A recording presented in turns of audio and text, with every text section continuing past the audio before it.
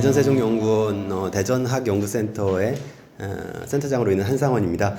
개인적으로 제가 가장 존경하는 지식인이 담원 홍대용입니다. 그래서 너무 제가 좋아서 이렇게 듣고 싶고 그런 좀 이런 기회를 빌어서 그러고 싶었습니다. 그래서 저도 궁금한 게 많은데 그래서 이제 그 부분에 대한 질문도 참 하고 싶은 게 많아요. 네. 아까 한참 전 세대인 인물성 동의 논쟁까지도 이렇게 확장을 시켜주셨는데 저는 그 생각도 들었어요. 그러니까 그 서양의 볼테르의 깡디드가 거의 담원 홍대영의 의산문답과 거의 동시대에 나오는데 한 7년 정도 차이가 나나요. 근데 너무 흥미롭더라고요. 그래서 지식인과 지식인의 지식체계 전체적으로 이제 일종의 그 파열을 내는 그런 가치가 의산문답에 있는 굉장히 중요한 책이라고, 그냥 저는 전공은 아니지만 그런 생각이 들어서 아예 그렇게까지 확장해보면 뭐가 영향을 받지 않았을까, 담원 홍대영 선생 연행 과정에서 영향이 있었는지 뭐가 있지 않았을까, 그런 걸 나중에 밝혀주시면 참 좋을 것 같다는 생각이 들어서 계속 그 얘기하고 싶은데, 계속 그 앞에 발표에 대해서 얘기를 하고 싶은데요. 어쨌든 제가 맡은 바가 있으니까 한 10분 정도로 짧게 끝내겠습니다. 저는 이제 아까 말씀드렸듯이 지역 정체성 연구, 대전학에 대한 연구를 하고 있고요. 그리고 제가 문화정책 연구를 하고 있고, 아무래도 저희 대전세종연구는 사회과학 분야의 연구가 많습니다. 저는 학부는 철학을 전공을 했는데 그 뒤에 이제 사회과학을 전공을 하면서 아무래도 제가 말씀드리는 분야는 지금 두 번째 발표는 좀 재미없는 내용입니다.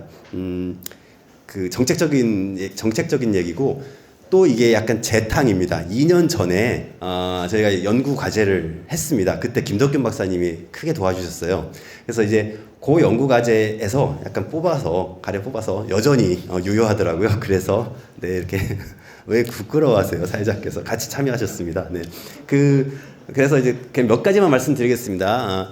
저는 그 유교, 유학 이런 부분을 대전이란 도시를 연구하다 보니까 대전이 상대적으로 역사가 짧다고 많이 인식되는 도시입니다. 그래서 대전의 도시 정체성을 얘기하고 지역 정체성을 말할 때 이제 근대 도시, 일제에 의해서 만들어진 도시 이런 얘기 하면서 간혹 이제 향토사학자분들이라든가 이런 분들이 아니다, 대전에도 유교적인 전통도 굉장히 강하고 그 전에 선사 유적의 전통도 강하다. 그렇게 얘기를 할 때마다 다른 시민들한테 어떤 반응을 듣냐면, 왜 과학도시, 첨단도시, 대전에 지식 이런 도시인데 굳이 그 구태한 유교를 끌어들이냐는 얘기를 가끔씩 들어요. 그런데 제가 공적인 자리에서 말씀드릴 때 이게 아주 절묘하게 맞아떨어지는 게 조선조 유학의 그 대세였던 그 시대가 그렇게 오래된 시대가 아닙니다. 그리고 당시에 그 조선 중기 이후에 유학이 주류에서 계속해서 오늘 이런 자리가 있는 것처럼 우리나라 국정을 운영하는 정말 현실 참여적인 지식인들이었다고 생각을 듭니다. 그렇다면 지금 현대의 지식인들이 과학자들이라면 대전이라는 도시는 계속해서 조선조 때부터 계속 첨단 현실 지식도시가 아닌가, 지식인 도시들이 아닌가, 지식인을 배출해낸 도시다라고 생각이 들고, 그게 굳이 대전이라는 도시 하나의 문제가 아니고 지금 여기 가장 못되는 논산 일인 것 같습니다. 그래서 논산을 중심으로 해서 충북 괴산까지 쭉 이어지는, 그리고 예산까지 모든, 그리고 북으로는 이제 아까 남양주 얘기하셨지만 정말 계속해서 해남까지도 이어지는 그런 전체적인 전통들이, 그 호라는 부분이 기호라고도 표현이 되지만 호남 할 때 그 호가 과연 충북에 있는 호수냐, 여러 가지 얘기가 나오지만 이런 전통들은 무시하면 안 된다고 생각이 들어서, 저는 정책적으로 분명히 이제 그 충청의 유학이라는 부분은 현대에서 충분히 살릴 수 있는 콘텐츠에 아주 풍부한 잠재력을 갖고 있다라고 생각이 들고, 그런 부분에서 보고서를 썼었습니다. 그런 내용들입니다. 지금 앞에 표지인데 표지 얘기하면 10분 지나갈 것 같고 거의 끝날 것 같습니다. 그래서 핵심적인 한 두세 가지만 말씀드리겠습니다. 그때 보고서에도 약간 얘기 드렸던 건데, 이게 지금 이런 거죠. 유교에 대한 우리 일반적인 사회인식 했을 때, 이게 2년 전에 여자 배구가 우리나라 굉장히 인기인데, 그때 이제 도로공사회라는 팀의 한 세터가 꼭 이렇게 서브를 넣을 때마다 인사를 했어요. 인사라고 서브를 넣으니까 그때부터 별명이 유교 세터로 불렸습니다. 그래서 그래서 그게 계속 인터넷상에 그 밈으로 계속 회자가 됐습니다. 요게 이제 이중의 의미가 있는 거예요. 그러니까 약간 비아냥거린다라고 할 수도 있지만 이게 항상 상당히 좋은 반응을 얻었거든요. 그리고 이것이 우리가 서로 간의 소통과 배려라는 의미, 서로를 위하고 그런 의미의 이 표상으로서 이 딱 나올 때 그렇게 표현될 때 유교라는 말이 계속 여전히 살아있다. 그거는 유교에 대한 기대감을 나타내고 있다. 사회적으로 현실의 각박한 상황 속에서 그런 기대감을 표현해 준다는 건 유교의 가능성도 있지 않을까라는 이런 생각들이 듭니다.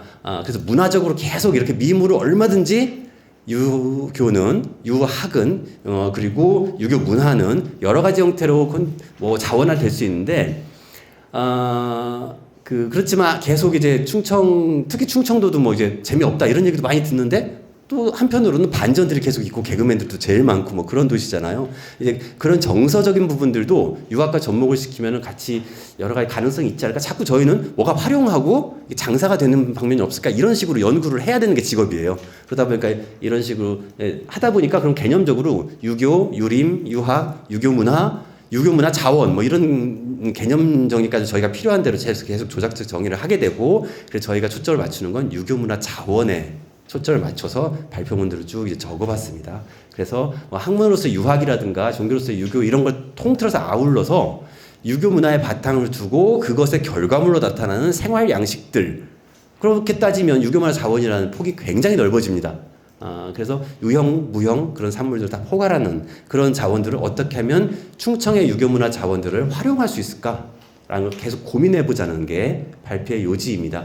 그래서 여러 가지 자원들이 있지만 그 중에서도 특히 기록문화유산 가운데 관찰, 뭐 이렇게 편지글이라든가 뭐 이런 부분들이 앞으로 점점 더 중요해지지 않을까라는 생각이 들고 의례 방식들 이런 방식들 정말 많은 부분들이 이미 강원학 같은 경우에도 강원학과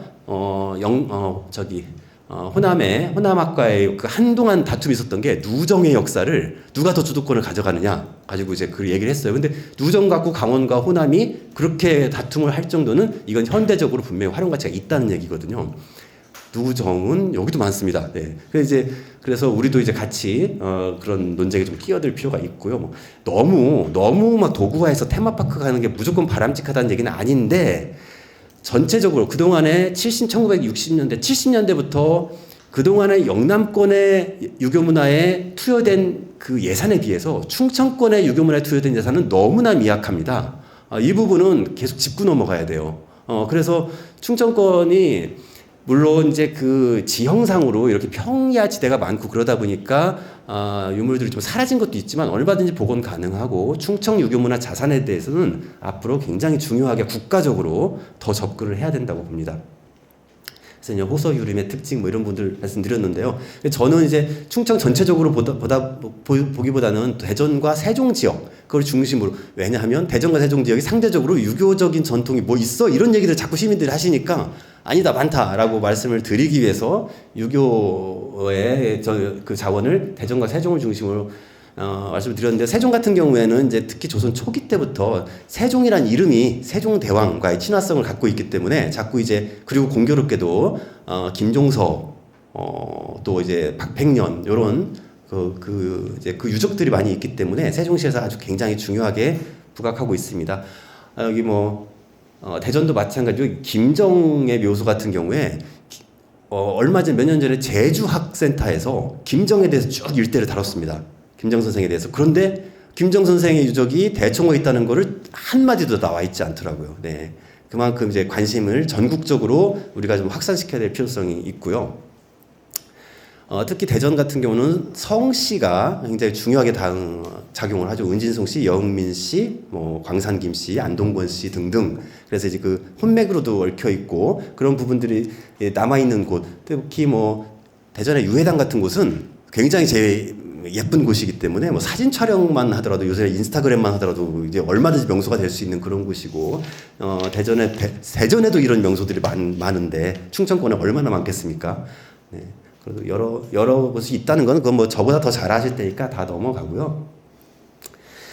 가장 흥미로운 건 윤휴입니다. 네, 백호 윤휴와의 대전의 관련성이 상당히 깊다는 부분, 이게 잘 알려져 있지 않고 이게 안 알려진 건지 못 알려진 건지 모르겠어요. 워낙에 대전하면 동춘당과 그 다음에 이제 우암의 유적까지 다. 그래서 이제 호연재 김씨 같은 경우도 결국은 이제 다 비슷하게 그래서 이제 사계 선생의 계룡의 사계 선생까지 다 나오지만 이상하게도 백호 윤유에 대해서는 잘 나오지가 않습니다. 근데 백호 윤유의 묘소라고 지금 보문사 한자락에 사실 묘소라기보다는 이게 여기에 찍혔으니까요. 그런데 이제 거기에서 매년 백호 윤유에 대해서 이제 기일을 이제 챙기고 있습니다. 아마도 요거는 지금 요즘에 많이 드라마라든가 여러 문화 콘텐츠로 딱 접목을 시키면 너무 재밌는 얘기가 많이 나올 수 있어요. 네, 우암 송시열과 백호 윤유와 그리고 이제 명제고택과의 굉장히 관련성도 뭐 너무나 많이 잘 알려졌잖아요. 이거는 저 이제 안동까지도 연결이 되기 때문에 이런 라이벌 구도가 물론 이제 이게 종가라든가 이쪽에서 탐탁지 않으실 수도 있지만 그렇지만 이제 어차피 공론화 시킬 수밖에 없는 것이고 그렇다면 굉장히 재미있는 얘기가 될 수 있습니다. 그리고 여기 이제 다 이게 유해당 그리고 뭐 효문화진흥원 뿌리공원 그리고 단재 신채호의 생각까지 다 그게 비슷한 권역에 있습니다. 대전에. 그러니까 단재 신채호의 일종의 그 사상의 체계도 어찌 보면 그 선비정신 유학의 그 뿌리가 굉장히 강하게 작용을 하고 있기 때문에 이런 유적들, 유산들이 분명히 대전에 많이 있다는 것을 인식하고 활용해야 된다라는 부분들을 지금 말씀을 드린 거고요. 세종은 이제 초래 이유태 선생을 가장 이제 많이 조명하고 있는데 저의 바람이라면 대전과 세종, 논산 이런 행정구역상에 얽매이지 않고 어차피 굉장히 이게 광범위하게 우리가 같은 권역이라는 생각에서 바라볼 필요가 있다고 생각합니다. 이거는 물론 그 백제권으로 따지면 또 이제 백제문화권은 다를 수 있습니다. 전북 익산까지도 이제 금강유역권 해서 같이 들어갈 수도 있는 것이고 이걸 어떻게 바라보냐에 따라 다른데 그러니까 자연환경으로 보느냐 또는 이제 과거의 고대 유산을 보느냐 아니면 조선조 이후에서의 지금 현재 유학을 포함한 지식 체계로서 보느냐에 따라서 얼마든지 같이 권역으로 묶일 수 있는 건 달라지는 것이고 그 속에서 서로 간에 정체성을 찾아가는 노력을 같이 함께 한다면 굉장히 좋은 결과가 있을 거라고 생각이 듭니다. 그래서 나머지 부분들은 다 이제 그냥 이미 나와 있는 보고서를 보시면 되고요. 굉장히 재미있는 내용들이 대전에도 문충사라는 곳을 보시면 이제 송병선 선생이 또 일제 항쟁과 항일운동에 대한 그 표상이 있습니다. 안동의 의성김 씨처럼 그리고 결국 일제 강점기 때 가장 독립운동, 구국운동 그게 뿌리들은 다 유학의 전통들이었기 때문에 그 부분은 분명히 충청 지역도 가장 중심이 되었던 지역이고 여전히 살아있다고 생각이 듭니다. 네, 다른 부분들은 넘어가겠습니다. 요런 컨텐츠화 하자 이런 것들은 이건 우리가 보고서 쓸 때 하는 말이기 때문에 그렇게 눈여겨보시지 않아도 됩니다. 네, 이상으로 발표를 마치겠습니다. 예, 방금 소개받은 충남대학의 이근호입니다.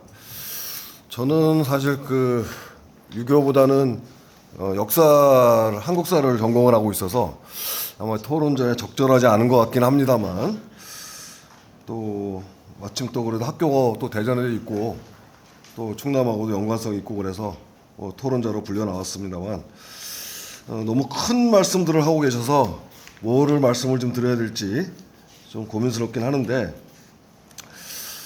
지금 한 선생님 발표하신 내용을 보면 대체로 키워드로 지식도시, 그다음에 대전, 세종, 충청, 그다음에 유교문화, 또 정체성 등등 정말 너무 굵직한 키워드들 가지고 좀 설명을 하고 계셔서 사실 좀 겁나긴 합니다만 한 두 가지 측면에서 좀 말씀을 좀 드리면 일단 먼저 이 정체성과 관련된 것인데요. 과연 사실은 이제 우리가 말로 하긴 참 편하죠. 그래서 정체성을 좀 살려서 대전 시민 또는 충남의 시민들하고 같이 우리의 정체성을 가져오고 같이 생활하고 싶다.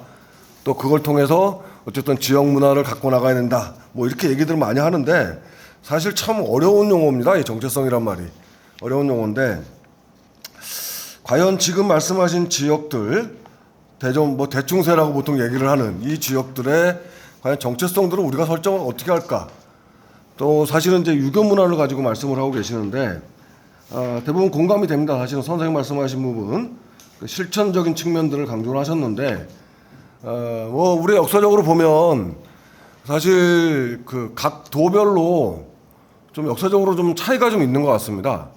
뭐 잘 아시겠습니다만 영남 같은 경우 우리 흔히 경상도로 얘기하는 부분들 물론 지역적 계속 지속적으로 중앙에 출사를 하면서 관직 활동을 하긴 했습니다만 전반적으로 보면 대체로 아마 창촌에서 또 자신들의 학문을 읽어 나가는 아마 그런 부분들이 아마 주류가 되지 않았을까 생각이 들고요. 앞서 이제 호남하고 강원도를 말씀하셨습니다만 대체로 보면 이제 호남 같은 경우에도 사실 관직에 출사하거나 또는 공직에 나가기보다는 어쨌든 지역에서 누적 문화를 꾸려나가면서 그 유유자적하는 아마 그런 삶들을 살아나지 않았을까 좀 싶고 그에 비해서 뭐 강원도나 함경도나 이건 뭐 따로 특성을 말씀 안 드려도 다들 아시겠습니다만 그에 비해서 이 충청도 같은 경우에는 또 대전 세종을 포함한 이 충청 지역 같은 경우에는 여전히 물론 이제 중간에 여러 정치적 사건에 연루돼 가지고 낙향하고 뭐 그러긴 했습니다만 끝까지 아무튼 지속적으로 이 중앙과 말하자면 우리 오늘 얘기하는 소위 공직이라고 할 수 있겠죠. 그 공직과 끊임없이 아마 관심을 가지고 또 거기에 진출을 하고 또 낙향했다가 다시 올라가기도 하고 아마 그런 생활들을 하지 않았을까 싶어요. 이제 그렇게 따지면 결국 그런 그 사람들의 학문은 결국 그분들의 학문은 그렇기 때문에 현실과 괴리돼서 나타날 수 없을 것 같아요. 그러니까 말하자면 그 영남에 굉장히 교조적이고 또 어떻게 보면 또 개념적이고 하는 이런 학문 연구 이렇게 진행하기보다는 항상 끊임없이 현실과 관련성을 가지면서 아마 자신들의 학문을 진전시키지 않을까 싶고 어떻게 보면 그것이 결국 이 충청 지역 대충세라고 얘기하는 이 지역의 학문적 정체성 내지는 지역의 정체성이라고 아닐까 싶어요. 그래서 단순히 그냥 우리가 이거 실천적인 이런 측면보다는 어쨌든 끊임없이 현실과 가지고 한다고 하는데 결국 그런 것들이 아까 주영구 선생님 말씀하신 것과 연관해서 결국에는 뭐 오늘날 우리가 보면 그 융합의 모습들이 우리가 좀 다르게 생각할 수 있겠습니다만 결국엔 융합이 아닐까 싶어요. 그래서 뭐 홍대원 같은 경우에는 그거를 과학기술을 받아들이고 이러면서 했습니다만 결국 이분들 같은 경우에는 결국 그들이 생각했던 예를 들자면 국가의 상, 뭐 그거는 그 당시는 뭐 대체로 보면 뭐 요순과 같은 우리 왕도 정치가 이루어지는 그런 생각이라 할 수 있겠습니다만 결국 그런 것들을 하기 위해서 사실 현실적인 것들을 계속 얘기를 하면서 그걸 현실에 적용했던 아마 그런 측면으로 그래서 어떻게 보면 이 대충세 지역의 그 정체성이라고 하는 것은 이런 공직 내지는 또는 어떻게 보면 뭐랄까요? 글쎄 오늘날 하면 공직이라고 할 수 있습니다. 어쨌든 계속 현실과 계속 관련성을 가지면서 그런 학문들을 진화시키지 않았을까 싶고 그것들이 사실 보면 한 선생님 말씀하신 대로 어떻게 보면 지식도 그 당시에 지식도시의 모습들을 갖춰놨고 그것이 결국에는 융합적 측면으로 나타나지 않았을까 싶거든요. 그러기 때문에 사실은 우리가 뭐 우암이나 뭐 여기 지금 뭐 사계나 이런 분들은 많이 얘기를 합니다만 그분들도 결국에 어쨌든 계속 현실과의 일종의 현실에 실천하기 위한 학문들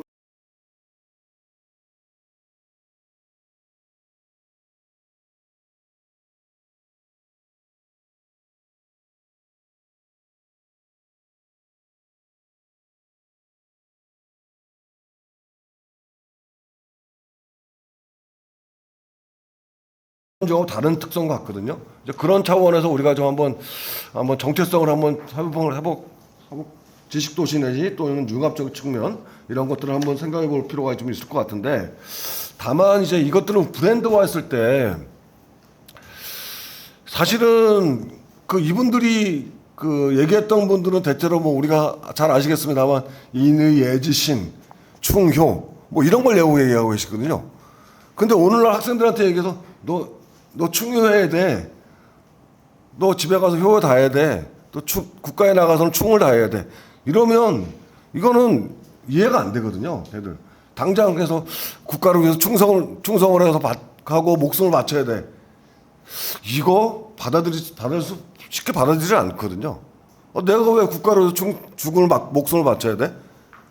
이렇게 생각들을 보통 하게 되거든요. 그래서 이제 브랜드화를 할 때 일단 그저 전 작업으로 아까 선생님 말씀하신 대로 사실은 우리가 이제 중요한 유교의 개념들을 조금 더 오늘날 현대적인 것들로 각색을 하는 이런 작업들이 좀 필요하지 않을까 싶어요. 그러니까 그다음 물론 개념을 그대로 갈 수가 있습니다만, 그래서 아까 뭐 정장균 원장님 그 실장도 그렇게 얘기를 하셨습니다만, 그래서 사실은 이제 그 기존의 개념들을 현대식으로 재각색하는 이런 작업들이 선행이 되고 그런 것들을 좀 콘텐츠화해서 좀 그러니까 사실은 뭐 지금 대전에 효문화공원도 있습니다만 학생들 효 얘기하면 아 이거 뭐 너 고루하지 뭐 이렇게 생각들을 아까 한 선생님 처음 발표하면서 말씀을 하셨습니다만 대부분 다 고루하다고 생각을 하거든요.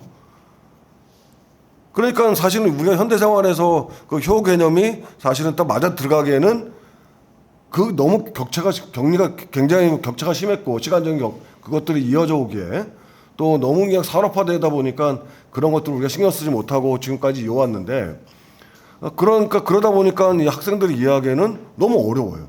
그 개념들이 어렵고 그래서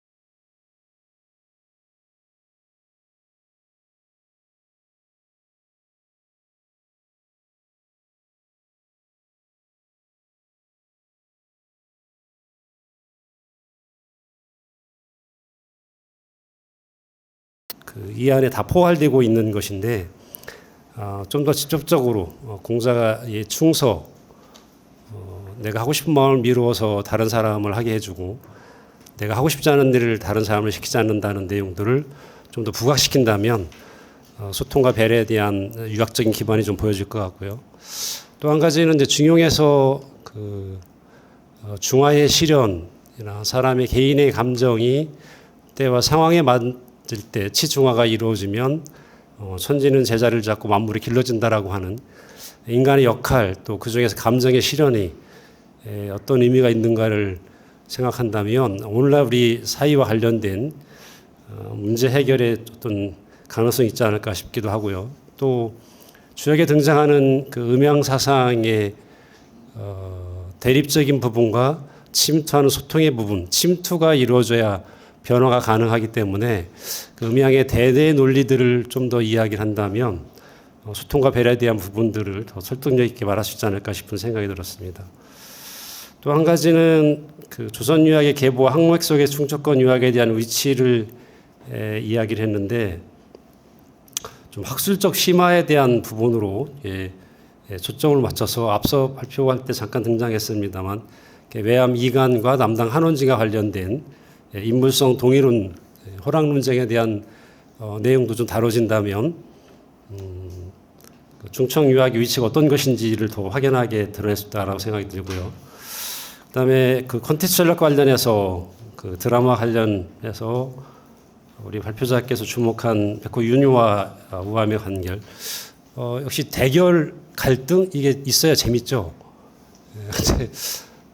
또 더 첨가한다면 아까 발표자께서 중간에 이제 이야기를 했는데 명제와의 관계, 사실은 재미는 있는데 이게 문중과 관련돼 있어서 굉장히 조심스러운 면도 있습니다. 때로는 다름의 문제만이 아니라 옳고 그름의 문제, 맞고 틀리게 문제에도 접근할 가능성이 있어서 굉장히 조심스럽고, 그렇지만 이제 시간이 흘렀기 때문에 좀 더 개방적이고 열린 마음으로 역사를 있는 그대로 인식하고 보려고 한다면 충분히 다루지 않을까, 뭐 가능성이 있다라고 생각이 듭니다.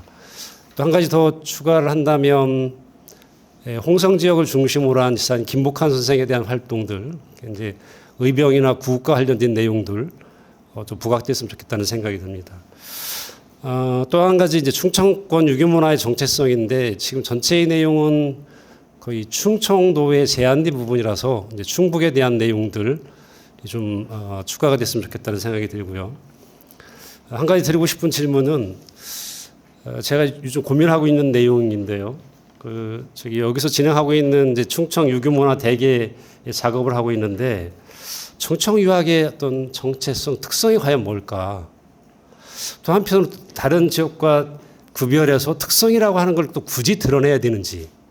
근데 각각이 가지고 있는 내용들이 다 분석이 돼야 다른 것과 구별되고 차별되는 특성이 드러날 수 있을 것 같은데 저도 고민을 하고 있는데 아까 예학 특성화된 부분들, 근데 또 예학이 뭐 중차권만의 문제도 아니고 그래서 고민을 하고 있는데 혹시 우리 한 박사님은 그동안 이렇게 생각을 하면서 그래도 다른 것과 차별된 이것만은 특색이지 않을까 싶은 생각 드는 게 있으면 이렇게 조언을 해주시기 바랍니다. 예, 이상 마치겠습니다. 네, 고맙습니다. 이근호 교수님 얘기하신 그 브랜드화를 했을 경우에 결국 개념의 현대적 각색이 필요하다는 부분, 어쨌든 간에 좀 고루한 내용상으로 파고들면 그렇지 않냐는 그 부분은 당연히 그런데요. 이게 유교 문화만의 문제가 아니라 인문학의 공통된 고민이 아닐까 싶어요. 네, 인문학을 이게 위기잖아요. 뭐 멀어지고 그러는데 이게 결국은 뭐 얼마나 돈을 벌어줘 이런 것부터 시작해서 재미없어 뭐 이렇게 계속 가는데 이걸 어떻게 하면 현대적으로 잘 통하게 만들 수 있을까? 이거 지금 계속 정말 해야 되는 건데 이게 네, 일단 그 부분은 마지막에 최정목 교수님 얘기하신 부분하고 좀 제가 생각하는 부분은 비슷한 부분이 있어가지고 좀 이따 말씀드릴게요. 최정목 교수님이 지적하신 그 부분은 다 이제 이건 보완을 해야 되는, 이거 뭐 당연히 너무 어설픈 그런 내용의 발표고요. 제가 지금 시간도 없고 아까 그러다 보니까 굉장히 빠르게 급하게 얘기하고 그래서 이게 오해의 소지가 있을 수 있어요. 정말 조심스럽게 접근을 해야 됩니다. 그 라이벌 뭐 이런 거요. 예, 이게 쉬운 문제가 아니에요. 예. 그런데 하긴 해야 되는 상황이고 정말 조심스럽게 이렇게 여러 가지 장점들만을 좀 결과의 장점만을 얻어낼 수 있도록 좀 조심스럽게 해야 되고, 충청 유학의 특성 이게요. 이거를 저한테 물어보시면 어떻게 하시나요? 지금 저보다 훨씬이 아니라 그냥 이 분야의 정말 전문가께서 그게 아까 인문학의 개념, 인의, 충효 이런 부분들을 어떻게 하면 좀 현대적으로 각색해서 던져줄 것인가. 근데 저는 그것까지는 모르겠고요. 그건 모르겠는데 다만 서양 철학식으로 얘기를 할 때 철학의 철학에서 탐구하는 영역들을 가령 뭐 존재론적인 탐구, 그리고 가치론적인 탐구, 그다음에 인식론적인 탐구가 있다면 이게 이제 현대 과학 물리학의 발달로 인해서 철학의 영역이 점점 뺏기고 있다는 그런 위기의식들이 있거든요. 그럼 철학이 남은 게 뭔가 할 때 어찌 보면 서양 철학에서요. 어찌 보면 이거 가치론밖에 남지 않은 거 아닌가? 우리가 어떻게 살아야 되는가에 대한 태도의 문제, 또 아름다움, 추함에 대해서 우리의 취향의 문제 이런 부분만 남지 않는가라는 위기의식이 계속 되고 있거든요. 이거를 약간 우리가 생각해 보면 현대 사회에서 시민들에게 도민들에게 이렇게 그 인문학의 매력을 주고 인문학의 가치를 준다면 또 충청유학의 특성이 어떤 걸까 할 때 이걸 좀 더 여기서 어떻게 개념적으로 뭐 존재론적 인식론적 탐구가 어떻게 근본적으로 영락학파와 다른가 이런 부분들을 시민들에게 애써 전달하는 것도 물론 중요하지만 그것도 해야 되겠지만 그보다 당시에 유학자들이 살았던 삶, 당시 사회에 던진 그런 이제 충격, 뭐 리더십 이런 부분들이 지금 현대에도 우리가 살아가는 태도에 어떻게 접목이 될 수 있을까? 라는 식의 우리가 아름다움과 추함 그리고 착함과 악함을 느끼는 판단하는 그런 식의 우리 살아가는 태도에 대해서 우리 유학의 가치는 어떤 식으로 접근할 수 있을까? 충청 유학은 뭐 흔히 그냥 안동 쪽은 선비도시고 충청은 양반도시다. 선비와 양반이 어떻게 다르다 막 이런 논쟁들도 봤어요. 근데 이게 그런 부분들이 현실의 학문을 적용하는 그 폭의 문제 그리고 그 태도의 문제가 분명히 다른 결이 있다고 보입니다. 시간이 지금 뭐 없다고 해주세요. 네. 그래서 그래서 길게 논할 수는 없을 것 같은데 좀 약간 그 얄팍하게 전 이제 한국 철학의 전공자가 아니기 때문에 그냥 이렇게 말씀을 드리는 건데 우리 살아가는 방식에서 뭔가 힌트를 줄 수 있는 부분으로만 그래도 좀 더 힘을 빼고 접근하면 어떨까? 태도의 문제에 더 천착하면 어떨까라는 생각을 감히 해봤습니다. 네. 이상입니다. 그래도 이렇게 답변을 해주셨고요. 어쨌든 일부 발표, 그냥 지원고 선생님의 발표가 홍대웅이 가지고 있었던 원천적인 소스에 관한 내용이라고 한다면 이제 이것을 과연 어떻게 시민들에게 다가가야 될지, 시민 인식 확산을 어떻게 가져가야 될지 뭐 이런 것들에 대한 발표가 2부 두 번째 한상헌 박사님의 발표가 아닐까라고 저는 생각이 좀 들었습니다. 뭐 그래서 그 하나의 방법으로 뭐 콘텐츠라는 말을 요즘 많이 쓰고 있습니다. 사실 콘텐츠라는 말을 공식화한 건 한 20년 정도 됐거든요. 2002년도 한국문화콘텐츠진흥원이 만들어지면서 이제 한국 사회에서 콘텐츠라는 말을 이게 쓰고 있는데 사실은 콘텐츠라는 말을 우리만 쓰고 있습니다. 외국에서 콘텐츠라고 하면 못 알아듣습니다. 왜냐하면 콘텐츠 자체가 잘못된 영어 표기입니다. 콘텐츠에 S가 붙진 못하거든요. 네. 그래서 사실 뭐 학계에서는 이제 뭐 우리가 내용적인 측면을 강조해서 콘텐츠라는 말을 쓰자라는 정도로 지금 논의가 좀 진행되고 있는데요. 요즘 제가 얼마 전에 청주에 출장을 좀 갔습니다. 청주 출장을 갔었는데 그 나이트 클럽을 홍보하는 트럭이 지나가는데 어떤 나이트 클럽에서 뭐 웨이터 강호동을 찾아주세요 했는데 좋은 콘텐츠를 모시겠습니다. 라는 말을 이렇게 거기 트럭에 써 있더라고요. 그래서 콘텐츠라는 말이 이제 우리 일상에 되게 많이 들어와 있구나 라는 생각을 좀 했습니다. 원래 콘텐츠는 1990년대 후반 디지털 기술이 발달하면서 그 말을 이렇게 자연스럽게 우리가 시작을 했고 한국 사회에서는 방송 영상 쪽에서 사실 시작이 되었습니다. 뭐 1990년대 후반 여러 가지 드라마들이 이제 중국에서 인기를 많이 얻어서 콘텐츠가 한류가 좀 나왔었고 그 상황에서 콘텐츠라는 것들이 얘기를 했었는데요. 특히 역사 콘텐츠는 되게 그 결과 이렇게 질이 좀 다른 것 같습니다. 왜냐하면 우리가 특히 얼마 전에 예전에 조선구마사라는 드라마가 뭐 역사 왜곡 이런 것들 때문에 방영하다가 중단이 된 사례도 있었고 나란 말씀이라는 이제 세종대왕 그 한글 창제했던 드라마 송강호가 나왔었고 그때 그 스님이 이제 그 한글을 창제했다라는 그러니까 하나의 일서를 가지고 영화를 만들었었거든요. 그것도 되게 여러 가지 비판을 좀 많이 받았었습니다. 그래서 특히 역사 콘텐츠, 역사적인 소재를 가지고 뭔가 콘텐츠를 만들 때 더욱더 조금 세밀한 그런 기준이 좀 있어야 되지 않을까라는 생각이 드는데요. 오늘 이 차원에서 여러 가지 논의가 되고 있는 것 같습니다. 일단 공식적인 그런 발표자와 토론자의 논의는 끝이 났는데 지금 우리 그 스태프 선생님께서 오셔서 사실 저희 지금 대학당이라고 하나요? 거기가 장소가 좀 협소해서 우리끼리 조금 더 이야기를 해도 좋다라는 얘기를 좀 주셨습니다. 그래서 혹시 뭐 토론자 선생님 또는 뭐 우리 발표하신 지원구 선생님 혹시 뭐 얘기할 더 해주실 부분이 혹시 있을까요? 없으면 제가 청중으로 한번 얘기를 한번 들어보고요.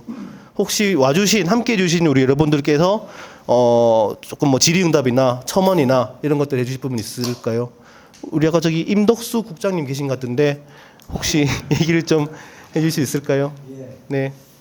6월 1일인가요? 저 서울대학교에서 종교학회 주관으로 학술대회가 있었는데 여기 존경하는 우리 남양주 시청에서도 오셨는데 경기도에 종교문학과라는 데가 있다고 하더라고요. 거기서 돈을 대서 종교문학학회를 서울대학교에서 열었어요. 거기에 참석을 했었는데 그 종교문해력이라는 말을 쓰라고요. 그래서 어쨌건 유교라는 말을 하면은 유교도 어떤 종교의 범주에 들어갈 수 있는데 그때 이제 한신대 교수나 여러 교수님들이 얘기하시는 게 내용은 주로 오늘 나와 있는 유교 경기도에 있는 향교 서원 뭐 이런 얘기가 중심으로 했어요.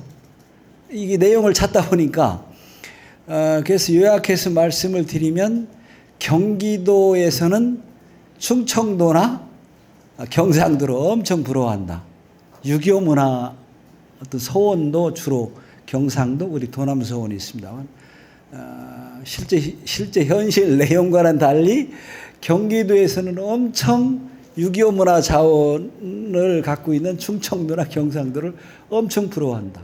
그래서 그 의뢰한 내용 중에 경기도 그 종교 문화를 통해서 지역을 활성화시키는 내용 중에 어떤 유교 문화 또는 그 근대 종교를 포함한 그때 통계 발표를 하는데 실제 종교인은 줄어든답니다. 신앙인은. 그리고 비종교인은 늘어나는데 힐링 차원에서 접근한다는 거예요. 그래서 소위 그 산티아고 꼴인가요? 그 스페인에 거기 길도 이제 가볼 만큼 다 가봤고, 그 올레길도 다 가봤고, 그래서 경기도에서 주목하는 건 이런 그 유교 문화나 기독교, 천주교, 신흥 종교까지 포함해서 어떤 아까 우리 한상원 우리 발표자께서 말씀하신 대로 그런 거 어떻게 연계하려고 하는 걸 그런 그 세미나를 한 적이 있었어요. 그리고 이제 하나 덧붙이면 그런 차원에서 아까 말씀이 다 나오셨는데 어저께하고 지난주에 김종서 세종시니까 김종서에 관해서 특강을 제가 2번을 했는데 제가 굉장히 놀란 것은 잘 아시는 대로 공산주의나 북한에서는 유교 유학을 안 좋아합니다. 그런데 유일하게 김종서의 육진개척 그리고 실제 우리나라에 넘어와 있는 분들 중에서 한길도 한경도 분들이 한 60% 된대요. 깜짝 놀랐어요. 그래서 어떤 그 사회가 바뀌면 김종서 뭐 세종이 유학에 잘 알기 때문에 김종서를 아꼈다는 것처럼 어떤 김종서에 대해서는 북한에서 굉장히 호의적이랍니다. 그 두만강 유역은 북한 이래서 그래서 빨리 말씀을 드리면 그래서 김종서는 세종 옛날에 공주였죠. 지금도 유호지는 공주에 있고 충청도죠. 세종이죠. 그리고 더 놀라운 것은 순천김 씨잖아요. 김종서 충익공이죠. 그분 7세 손이 다 아시는 대로 우리 한기범 교수가 논문에 발표를 했습니다마는 염선제가 논산에 있잖아요. 그래서 이렇게 저렇게 연결해 보면 아까 쭉 뭡니까 호랑 논쟁 자 지역적으로 이렇게 연계시킬 수 있는 부분들이 굉장히 많다. 근데 이게 제가 한 10년간 전국의 그 향교소원 문화재 활용사 평가도 다니고 합니다마는 지금 현재 지역별 여기 문헌서원에서 2분이나 오셨는데 굉장히 우수 사례입니다. 1박 2일로 17만 원 정도 받거든요. 금방 마감됩니다. 이렇게 성공 사례도 있지만 그래도 이제 오늘 나온 주제랑 관련시키면 어떤 한유진이라든지 대전세종연구원이라든지 이런 데서는 어떤 자치단체 범위를 벗어나는 어떤 연계시킬 수 있는 그런 유교 내지 이런 걸 활용 내지 국민에게 일반 국민들에게 아까 얘기가 다 나왔습니다만은 재미있게 이렇게 체험이나 어떤 그 경험 사례를 통해서 활용할 수 있는 방안도 있겠다는 생각에서 첨언으로 말씀드렸습니다. 얘기가 좀 너무 길어졌습니다. 예, 감사합니다. 고맙습니다. 네. 혹시 한자기 부분 혹시 얘기해 주실 부분이 있으실까요? 네. 제 입장에 의해서 전 문헌소원에서 문화유산 관리를 담당하고 있는 이채우라고 합니다. 제 입장에서는 공부를 많이 한 입장도 아니고 그렇다고 유학과 완전히 멀어진 경우도 아니거든요. 문헌소원에서 근무하기 때문에. 그러면은 그 위치가 여기 기호학파라고 하는 여기 충청도 위치가 한양과 아니면 영남, 호남과 중간자적 입장이잖아요. 그래서 그 직관적으로 떠오른 그 말씀들을 듣고 강의를 듣고 직관적으로 떠오른 것은 이제 정체성이라든가 아니면 이 충청 지방의 그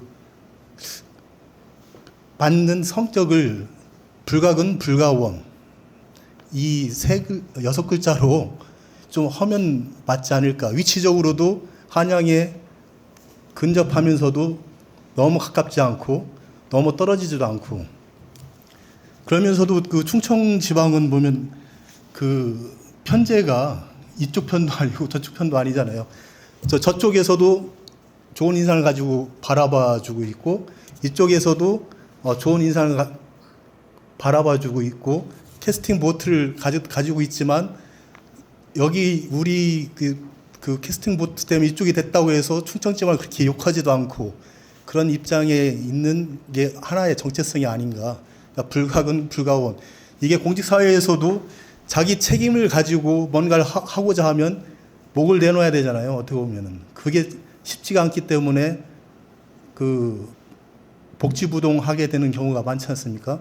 그렇듯이 이 조직에서도 꼭 정치가 개입이 되는데 라인이라는 것들이 있게 되는데 거기에 대해서도 불가근 불가원 이게 오늘 그 회의에서 충청 지방의 정체성과 오늘 공직 가치에 대한 그 이야기에서도 불가근 불가원 이 말이 조금 유학에서 그 도노 그 양화편인가요? 거기에 나오는 이 말이 조금 그 핵심이 되지 않을까 아이디어가 떠올라서 마이크 한번 청했습니다.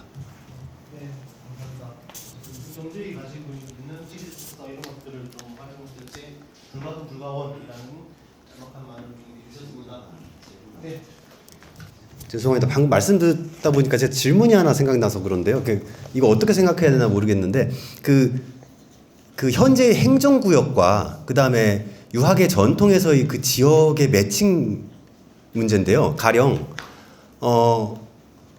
그 문헌서원이 목은 이색 목은 이색에 딱 정통을 두고 있고 월남 이상재 선생 생가도 있고 한산 이씨의 완전 그에 본가고 사실 서천이라는 지역보다는 한산이라는 지역이 훨씬 더 문화적 정체성을 더 갖고 있고 뭐 이런 개념들이 있잖아요. 그러니까 뭐 노성이라는 곳도 분명히 독자적인 있고 뭐 병천 뭐 다 이렇게 있는 그런데 이제 자꾸 우리는 이제 저희도 이제 딱 그 행정구역의 테두리에 갇혀서 이렇게 정책을 해야 되거든요. 그러면 대전, 세종, 또 충북 이런 식으로 저희는 정책을 또 해야 돼요. 그런데 이제 문화는 그렇게 가지 않기 때문에 이걸 어떻게 절충시키고 어떻게 가야 되는지가 그게 모르겠어요. 그래서 지금 제가 그 질문을 드리고 싶어서 제가 마이크를 좀 달라고 해봤습니다. 네.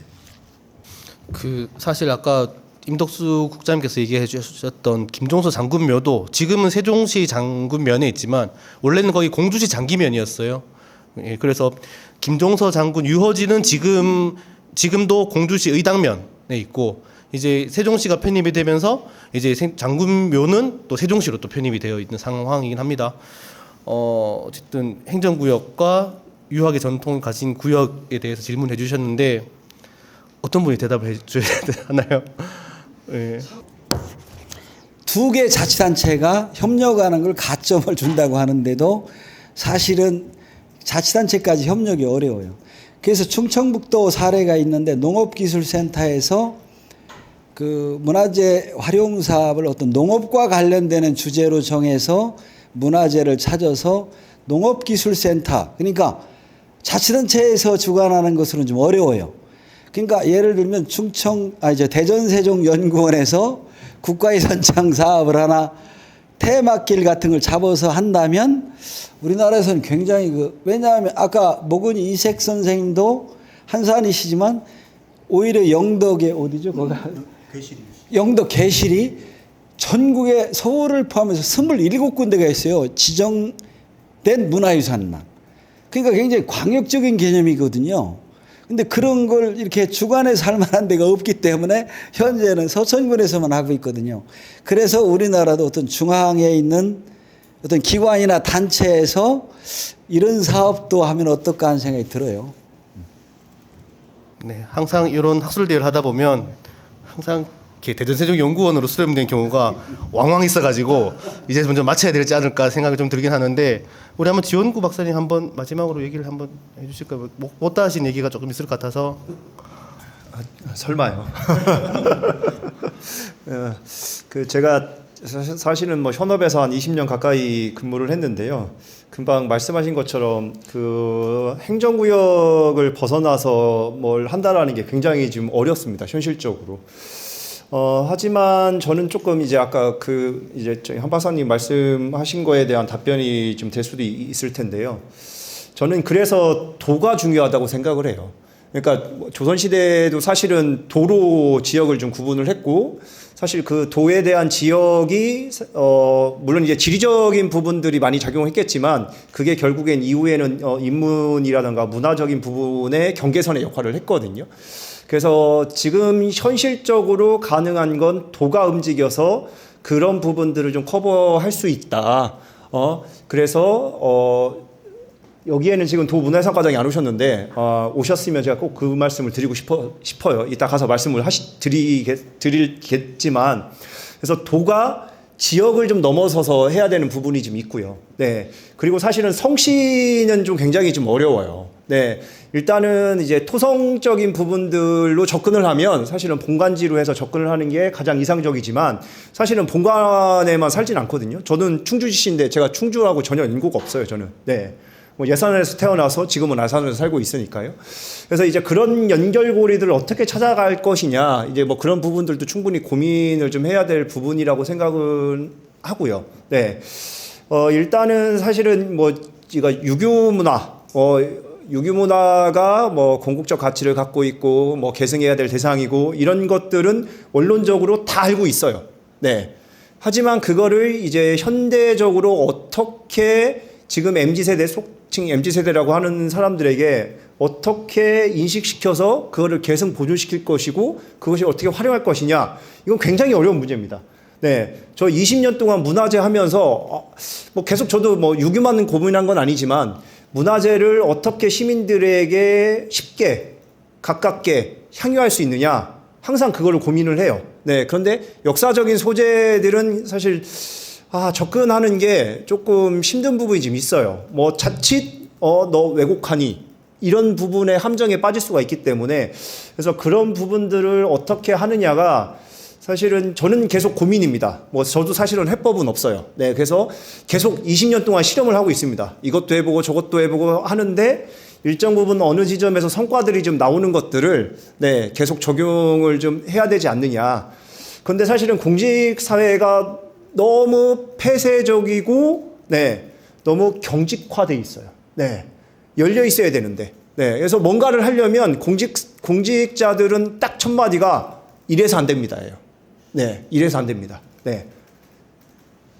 이런 문제가 있는데 이렇게 해법을 찾아서 이렇게 하면 됩니다라고 하는 게 저는 맞다고 생각을 하거든요. 그게 공직자들의 소명이고 공직자들의 봉사 정신인데 실질적으로 그게 의식 전환이 되고 있질 않아요. 네. 그래서 1차적으로 우리가 오늘 유기문화를 가지고 공직 가치, 뭐 공직자에 대한 부분들을 하니까 그런 의식 전환을 어떻게 시킬 거냐를 좀 더 고민을 하는 게 저는 더 유용하리라 생각을 합니다. 모든 게 시스템의 문제가 아니에요. 제가 경험을 해보니까 사람이 문제입니다. 사람. 네. 아산시장 하나 바뀌니까 아산시가 완전 쑥대밭이 돼버렸어요. 네. 네. 사람이 문제입니다. 사람이. 네. 그래서 사람을 변화시키려면 결국엔 계속 교육시켜야 돼요. 네. 뭐 유교가 중요하다라고 우리가 뭐 여기서 열심히 말을 한들 공직자 아무도 듣는 사람들 없습니다. 네. 공직자들 대상으로 왜 유교가 중요하고 유교를 현대적으로 어떻게 활용해야 되고 너희들이 얼마나 중요하다라는 거를 지속적으로 네, 주입을 좀 시키는 부분들이 필요하지 않느냐. 네, 여기 계신 분들의 역할이라고 저는 생각을 합니다. 네, 말씀이 좀 길었습니다. 네, 제가 한국보건산업진흥원 이용훈인데요. 마지막 한 말씀만 묻겠습니다.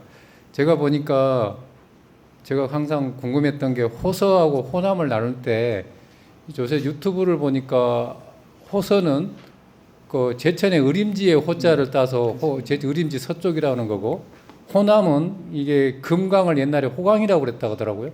그래서 금강 이남을 호남이라고 그랬는데 이거 자꾸 의미가 바뀌어가지고 이렇게 됐다는데, 그거에 대해서 혹시 아시는 분이 있으면 답변 좀 해주십시오. 혹시 대답이 가능하신 분은 다음 학술 대회에서 이야기를 하는 걸로 하고, 오늘 어쨌든 네, 여러 가지 이야기가 나왔습니다. 네, 인물이 가지고 있는 사상에서부터 이런 시민들에게 어떠한 방향으로 이게 들려드려야 되는지, 그리고 뭐 행정체계에 대한 부분도 언급이 되었던 것 같습니다. 사실은 이게 문화적 전통성이라는 것을 잊고 확산하고 시민 삶의 질 제고를 위해서는 행정적인 한계를 넘어서야 된다라는 이야기도 좀 있었고요. 어떻게 보면 행정적인 권역은 사실 그 권역일 뿐입니다. 시민들은 생활권이라는 범주에서 살고 있습니다. 사실 세종시도 전이면과 소정면이라는 곳이 있는데 거기는 사실 천안에서 왔다 갔다 하고 계십니다. 그분들은 생활권이라는 범주에 살아가고 있고, 역사적으로도 유물 출토를 이렇게 기준으로 역사를 좀 비준하기도 하는 그런 경우도 있습니다. 그래서 이제 뭐 행정적인 경계를 넘어서려면 우리가 어떻게 해야 되는지, 뭐 사람이 중요하다라고 해주셨는데요. 대한 질문으로 오늘 자리를 마무리하도록 하겠습니다. 세종시도 원래 12살 된 도시입니다. 2012년에 이제 출범을 해서 12살 된 도시고 이제 사춘기에 접어들었다고 볼 수 있거든요. 그래서 저는 거기서 올바른 성장을 유도하기 위한 세종 지역학을 연구하고 있습니다. 저는 이재민이었고요. 오늘 세션은 여기로 마무리하겠습니다. 감사합니다.